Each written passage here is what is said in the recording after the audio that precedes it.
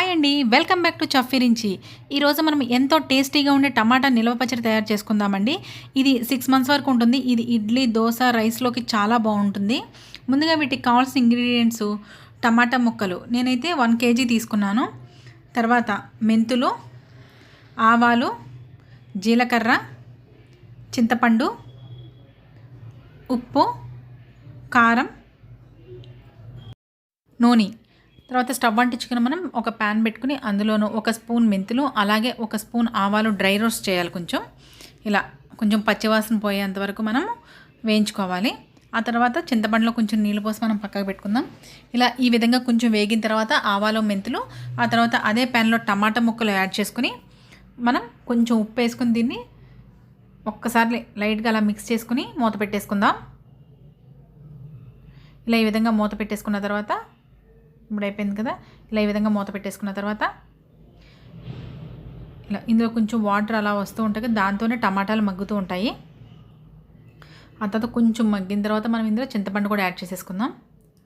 చింతపండు కూడా ఇలా వేసేసుకుని లైట్గా మనం ఇలా లైట్గా మిక్స్ చేసుకుందాం. కొంచెం ఈ చింతపండు అనేది కేజీ టమాటాలకి 50 grams వరకు పడుతుంది. మళ్ళీ ఇప్పుడు మనం మూత పెట్టేసుకుందాం. కొంచెం ఇలా మూత పెట్టేసుకున్న తర్వాత ఇప్పుడు మనం ఒకసారి మధ్య మధ్యలో చూసుకుంటూ ఉండాలి ఇలాగా, లేదంటే అడుగంటేస్తుంది. అలా వాటర్ అన్నీ మొత్తం అబ్జర్వ్ అయ్యేంత వరకు మనం దీన్ని కుక్ చేసుకోవాలి. ఈ టమాటా పచ్చడి అయితే చాలా ఈజీగా చేసేసుకోవచ్చండి. అసలు పికిల్స్ పెట్టడం రాని వాళ్ళు కూడా మనం చాలా ఈజీగా పెట్టేసుకోవచ్చు. ఇది ఇలా ఈ విధంగా మనం మొత్తం కుక్ అయిన తర్వాత చూసారా, చింతపండు టమాటా గుజ్జు మొత్తం ఆల్ ఆర్ ఈక్వల్ అయిపోయింది మొత్తం. ఇప్పుడు ఇది కొంచెం చల్లారిన తర్వాత ఇలా మొత్తం చల్లారాలి. కొంచెం చల్లారిన తర్వాత కేజీ టమాటాలకి కారం వచ్చేసి 200 grams వరకు పడుతుందండి. ఇది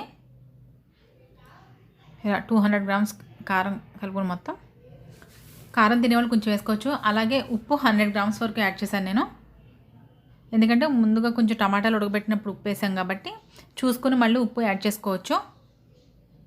ఇలా మొత్తం అయిన తర్వాత ఒకసారి మళ్ళీ మనం దీన్ని మిక్సీ జార్లో వేసి మొత్తం ఈక్వల్గా ఫైన్గా గ్రైండ్ చేసుకుందాం దీన్ని. ఇలా ఈ విధంగా మొత్తం వేసుకున్న తర్వాత ఇదైతే చాలా చాలా టేస్టీగా ఉంటుందండి. ఇలా ఒకసారి మొత్తం మిక్సీ చేసేసుకుని మనం ఒక బౌల్లోకి తీసేసుకుందాం. అప్పుడు దీన్ని ఇలాగా ఒక బౌల్లోకి తీసేసుకుని ఇప్పుడు స్టవ్ అంటించుకుని ఒక 50 grams వరకు ఆయిల్ యాడ్ చేసుకుని కొంచెం పోపు దినుసులు యాడ్ చేసుకోవాలి. ఇది వచ్చేసి ఎల్లుల్లిపై నేను కొంచెం దంచి వేశాను, లేదంటే మామూలుగా కూడా వేసేసుకోవచ్చు మీరు. ఈ ఆవాలు, అలాగే జీలకర్ర, కరివేపాకు, ఎంతో టేస్టీగా ఉండే టమాటా పచ్చడి అయితే మీరు కూడా ఒకసారి ట్రై చేయండి ఈ విధంగా. అంతే. ఇప్పుడు మనం ఏం చేయాలంటే కరివేపాకు, ఆ తర్వాత కొంచెం ఎండుమిరపకాయలు యాడ్ చేద్దాం. ఒకసారి మిక్స్ చేద్దాం. మళ్ళీ ఇవి మిక్స్ చేసుకుని మనం ముందుగా వేయించి పెట్టుకున్నాం కదా మెంతులు, ఆవాలు, అది మిక్సీలో వేసుకుని ఫైన్గా గ్రైండ్ చేసుకుని పొడి కింద స్టవ్ ఆఫ్ చేసి ఆ పౌడర్ యాడ్ చేసుకోవాలి, లేదంటే దాంట్లో ఉన్న స్మెల్ అంతా పోతుంది. అంతే, ఎంతో టేస్టీగా ఉండే టమాటా పచ్చడి అయితే రెడీ అయిపోయిందండి. ఈ వీడియో కనుక మీకు నచ్చినట్లయితే లైక్ చేయండి, షేర్ చేయండి. మరిన్ని డిఫరెంట్ రెసిపీస్ కోసం మన ఛానల్ని సబ్స్క్రైబ్ చేసుకోండి. అంటే ఈ పోపు అంతా వేసేసుకొని మనం ఒకసారి మిక్స్ చేసేసుకోవచ్చు.